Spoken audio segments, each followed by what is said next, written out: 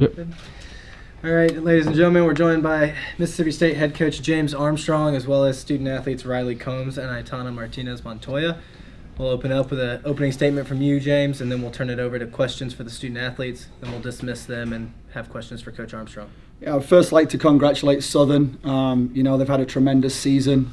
They were definitely worthy adversaries for a large part of the game. Really frustrated us at times in the first half and kept going all the way till the end. So, they've had a great season, and once again, congratulations to them. I would love to thank the fans tonight. I don't know what the attendance was, 3,461.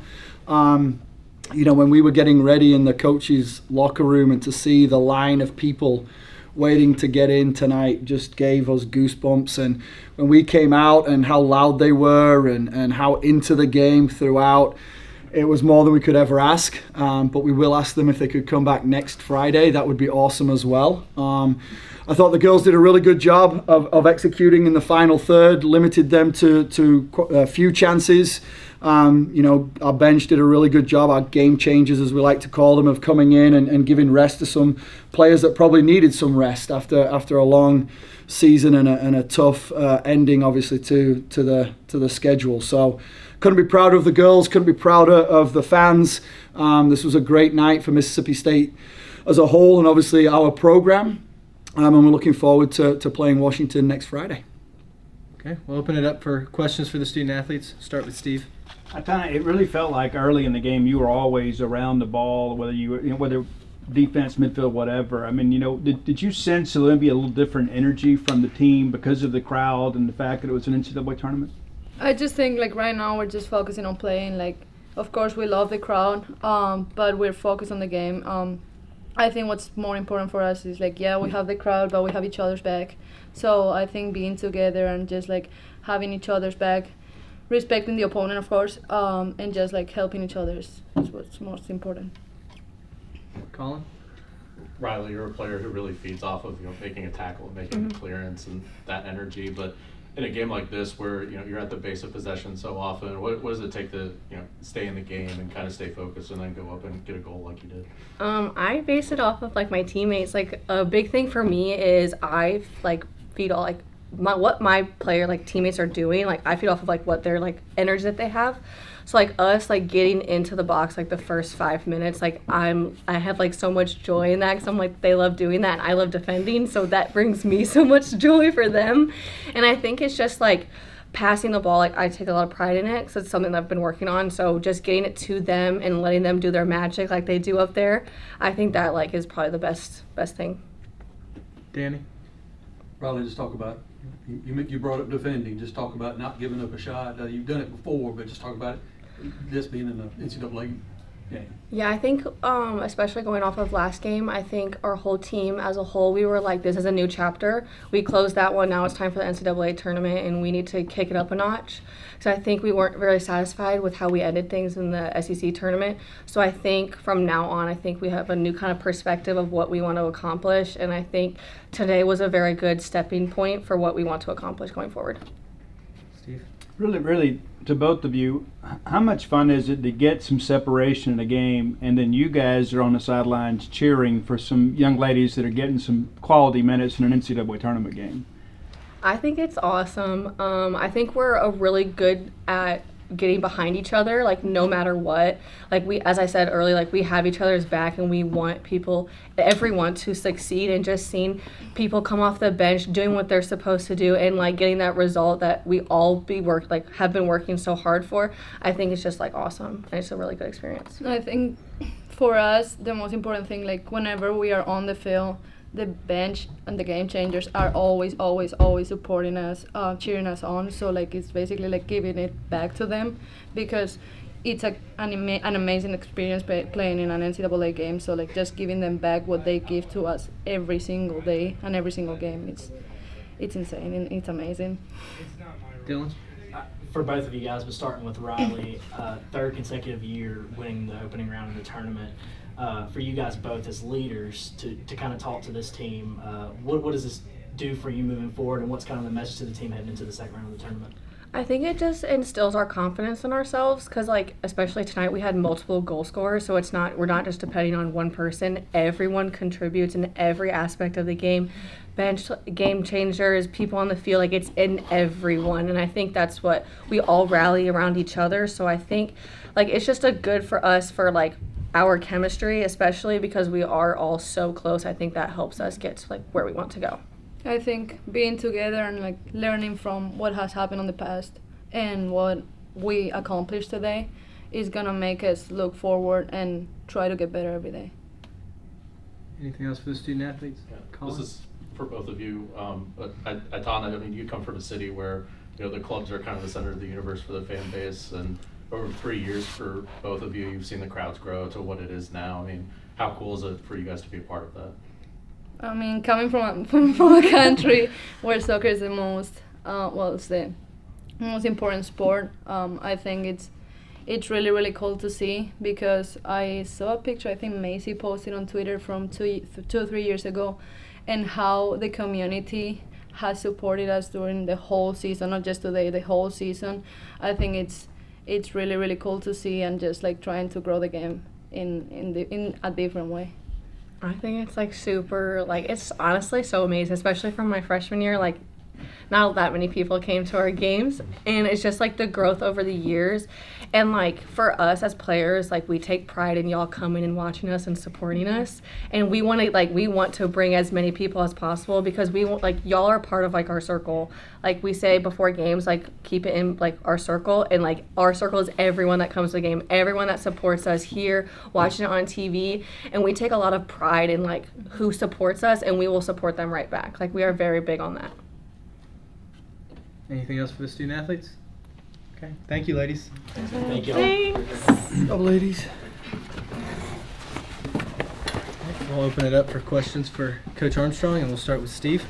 Coach, and it makes for a happy locker when so many players get a lot of playing time, not just a couple minutes here and there. I mean, you know, how important is that, number one, to save some wear and tear, but also to kind of boost some morale as you get into some deeper games? I mean, you nailed it on the head. I mean, it's definitely a combination of both. You know, we've been really lucky that we've had a locker room that's been fully invested, team first throughout, and that's really hard. You know, we've got 32 players on the team, and for them to be the best at doing their role, whatever that may be, is a challenge every day. So for them to be able to be rewarded in such a big moment in front of the largest crowd in program history, that's a great payback for them. Obviously, being able to give some players some much needed rest is the bonus for all of that. But yeah, tonight was great on both of those fronts for sure. Dylan? And Coach, it's been mentioned multiple times, that amazing crowd that was out there tonight, record-breaking crowd, continues to show up and show out for you guys. What does that mean for your program, especially in the NCAA tournament? I don't know officially, but I think that's got to be one of the biggest attendances for a first-round game in NCAA tournament history, maybe even the first. I know going into last night's games, this would have been the highest attendance for, and just think about that for a second. Here in Starkville, Mississippi, an unbelievable community, to come out and just say, we're here, we're supporting this team, these ladies. And you know, when you're going around and looking, it's just a mixture of people. You've got young, you know, you got the children, you've got the Hale State Paint Squad, you've got the Greek life, you've got the young professionals, you've got the academics. I mean, it's just such a cool environment, and I honestly think it's unique, and I can't wait to see what next Friday could bring. Obviously, a home football weekend, there should be a lot more people in town, but I mean, 3,461, it felt like 8,000 tonight just from the noise, particularly when they're doing the maroon and white cheers and the cowbells. And what it means to this program means everything, not just this program, but also to the state of Mississippi. It's not traditionally a hotbed for soccer. So to see all of them come out today is just awesome on so many levels. We can't thank them enough. Colin? In midfield, you've obviously had to replace the production with Alana, next to Macy, but you've seen, for the last couple or 2 or 3 weeks now, Hannah and Inez have both played that role a lot, and they have really obvious qualities as ball progressors. What have you kind of seen from them, in training or in games in terms of, fitting next to Macy and, fulfilling the ball-winning roles? Yeah, Ines is a confident young lady, obviously coming from Portugal. Soccer's been her life throughout, and when Alana went down, Ines answered that call and has done an unbelievable job. Today we looked at doing something a little bit different. Hannah Johnson, I think, has played nearly every position in midfield. She even played some up front. So, she's so versatile. She just gives us that energy in midfield to really drive out and create. And, her and Ali Perry do such a good job of interchanging with each other. So we're really confident and comfortable with either of those two in the centre of midfield. But you're always going to miss Alana.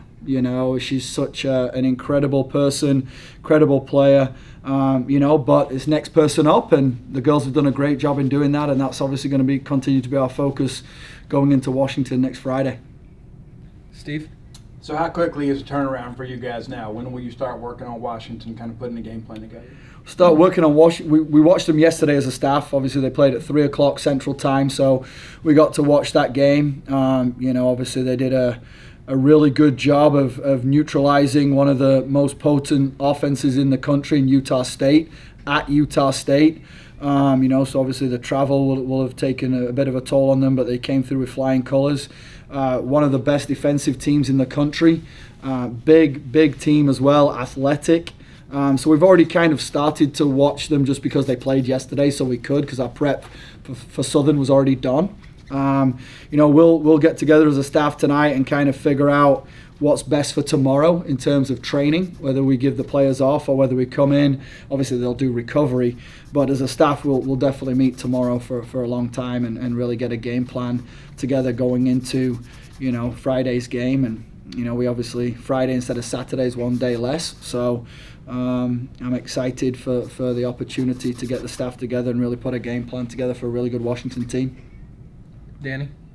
Coach, how's it feel to put up a goose egg and not allow shots in an NCAA tournament game, because you're going to get a good opponent that's been able to score some goals? Yeah, the defense has been unbelievable throughout the season, and it's not just the goalkeeper and the back three, although they do an incredible job. We like to press from the front, so our attacking players have got a shift to do on the defensive side of the ball as well. So it's a total team effort, just like our backs and goalkeeper have to be good in distribution in order to mount attacks. So, for them to be limited to penalty box area entries tonight and no shots on goal, like you said, they're Southern's a very good team and good going forward. So we'll take great pride in that, but we'll still have to get better day by day on both sides of the ball before we go into Friday's game.